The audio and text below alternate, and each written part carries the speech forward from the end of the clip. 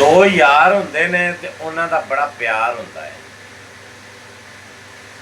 ते एक यार अपने यार दे घर जदों भी जांदा है ना, उनका दरवाज़ा खुल जाता उनके वास्ते, चाहे रात के 2 क्यों ना बजे हो, उन्हें जाना ते दरवाज़ा खुद ब खुद खुल जाना। एक दिन वो बंदा गरूर दे विच आ गया, उन्हें गरूर दे विच आण के अपने यार दे नाल बेइज्जती उनकी बेइज्जती की। दूसरा दिन गुजरिया तो उन्हें अपने यार दे नाल झूठ बोलिया। तीसरा दिन गुजरिया तो उन्हें अपने यार दे नाल गरूर ते मगरूरी जान के उन्होंने बड़ा ही नीचा दिखाया। जदों तिने चारे काम हो गए तो चौथे दिन वो बंदा उस दरवाजे ते गया तो दरवाजे नूं बाहरों ताला लगा होया ते अंदरों आवाज़ आई भी हुण वो टाइम नहीं रहा, ना वो वक्त रहा कि जेड़ा तेरे कदम साडे दरवाजे ते आंदे सी ते असीं दरवाज़ा तेरा खुद ब खुद खोल दिंदे सी। तू ये 3 काम करके अपनी इज्जत आप घटाई है।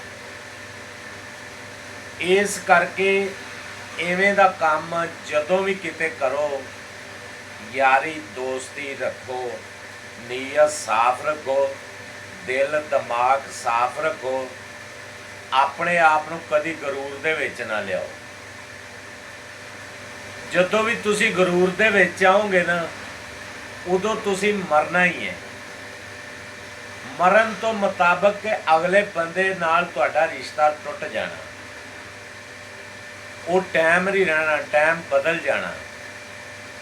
तुसी कोशिश करनी है, लेकिन वो अगले बंदे कोल वो जिहड़ा लम्हा गुजरिया ना, जदों भी तुसी कोशिश करनी उन्होंने वो याद आ जाना ते तुहाडी कोशिश कीती मेहनत कीती बेकार हो जानी है। जिहड़े तुसी 3 काम कीते,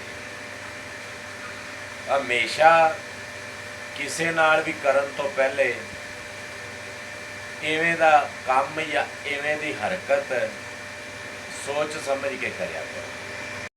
कामयाबी बंदे दे दिमाग च ये गल पा दिंदी है कि तू बड़ा सुपरमैन है, बड़ा कामयाब बंदा है। दिमाग दे विच फतूर पा दिंदी है कामयाबी। लेकिन एक गल याद रखिया जो भी जदों बंदा कामयाबी दे पंप जान के जदों बंदे नूं कामयाबी कहंदी है कि तू बड़ा उच्चा है, ते कामयाबी फिर बंदे नूं जदों ठोकर मारदी है ना, उचाई तो बंदा जदों थल्ले सिटदी है, ते ये गल ज़हन च रखिया जो भी बंदा टुटदा ते भजदा बड़ा पैड़ा है। इस करके कोई भी जदों कोई कामयाबी तुहाडे कोल आंदी है, उन्हों ठंडिया करके खाओ, उन्हों संभाल के रखो, क्योंकि आने वाले वक्त दे विच तुसी टुटो भजो ना। इनू सांभना संभालना हर बंदे दे काम दा या वस दा रोग नहीं है। इनू बड़े सुलझे ते संभाले बंदे संभालते हैं। इनू ठंडी करके खाओ, तरीकेकार नाल चलो, जिथे तुसी पहले सी उत्थे ही अपने आप नू रखो।